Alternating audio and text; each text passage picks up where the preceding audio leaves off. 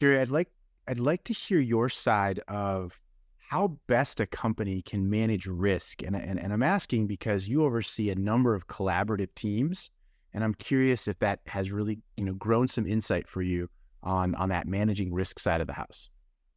There are many ways that you can manage risk. I think the first one is, I mean, obviously there's all the hard exterior you can put around, like, hardening your network, firewalls, intrusion prevention and detection systems, all of that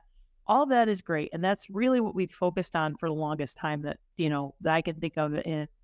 cyber. But I think now your soft your soft threats, kind of like the threats that are coming through your people, or even in many cases, social engineering is another word that they use for it, is actually growing to be the most pervasive threat that an organization will have. And so,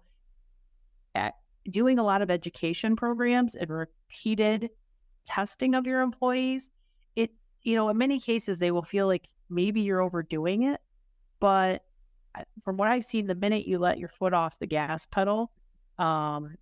you're basically losing ground, right? It's very much similar to that analogy because it comes away from being top of their mind, and then they see an email.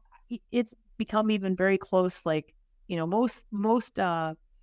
phishing attempts I see, I'm just like, oh, like, no, seriously, why? But there have been a few where it's been semi-convincing, and I actually have to look at it, and then I'll have to send a message, a Teams message to somebody internally and say, "Did you send it, or is this a fake?"